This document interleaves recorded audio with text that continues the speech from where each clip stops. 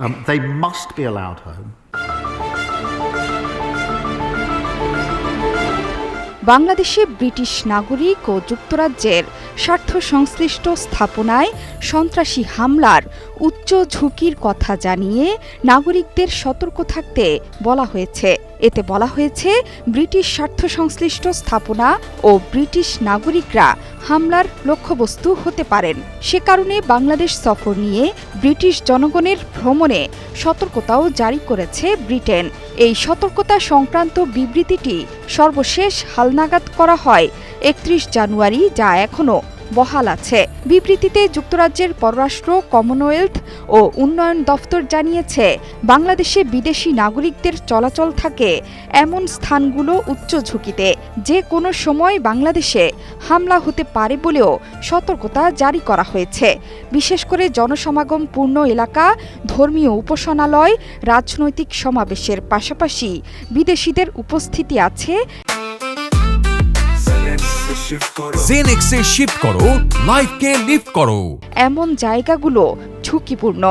এছাড়া বিভিন্ন উগ্রপন্থী গোষ্ঠী ইসলাম বিরোধী জীবনধারা ও মতাদর্শের ব্যক্তিদের লক্ষ্যবস্তু করতে পারে বলেও সতর্কবার্তায় বলা হয়েছে। বিবৃতিতে আরও বলা হয়েছে, সাম্প্রতিক বছরগুলোতে বাংলাদেশে নিরাপত্তা বাহিনীর কার্যক্রমের ফলে হামলার সংখ্যা তুলনামূলকভাবে কম, তবে বিচ্ছিন্ন হামলা ও হুমকির আশঙ্কা এখনও আছে। ব্রিটিশ পররাষ্ট্র দপ্তরের তথ্যমতে, বাংলাদেশে প্রায়শই সংখ্যালঘু ধর্মীয় সম্প্রদায় এবং আইনশৃঙ্খলা বাহিনীর সদস্যদের লক্ষ্য করে হামলা হয়েছে। যদিও হামলা প্রতিরোধে সক্রিয়ভাবে কাজ করছে বাংলাদেশি আইনশৃঙ্খলা বাহিনী, হামলার পরিকল্পনা নস্যাৎ করতে কাজ করছে পুলিশ ও নিরাপত্তা সংস্থাগুলো। এর ফলে দেশে নিরাপত্তা বাহিনীর উপস্থিতি বাড়তে পারে এবং স্বল্প সময়ে চলাচলে বিধিনিষেধ আরোপ হতে পারে। সে কারণে সবসময় চারপাশের পরিস্থিতি নিয়ে সতর্ক থাকতে ব্রিটিশ নাগরিকদের দেয়া হয়েছে পরামর্শ।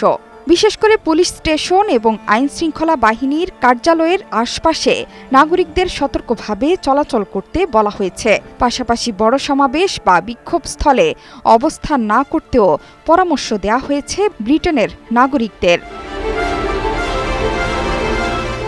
এমনকি জরুরি প্রয়োজন ছাড়া পার্বত্য চট্টগ্রামে ভ্রমণ না করার পরামর্শ দিয়েছে ব্রিটেন। কারণ হিসেবে সেখানকার অস্থিরতা এবং সহিংসতার ঘটনাকে ইঙ্গিত করা হয়েছে। বিশেষ করে রাঙ্গামাটি, খাগড়াছড়ি ও বান্দরবান জেলায় ভ্রমণের ক্ষেত্রে বাড়তি সতর্কতা অবলম্বন করার নির্দেশ দেওয়া হয়েছে। রাজনৈতিক অস্থিরতা ও নিরাপত্তা ঝুঁকি সম্পর্কে বলা হয়েছে, সাম্প্রতিক সময়ে বাংলাদেশে রাজনৈতিক পরিস্থিতি অস্থিতিশীল রয়েছে। গেল বছরের জুলাই ও আগস্ট মাসে দেশব্যাপী সহিংসতার ঘটনা ঘটেছে।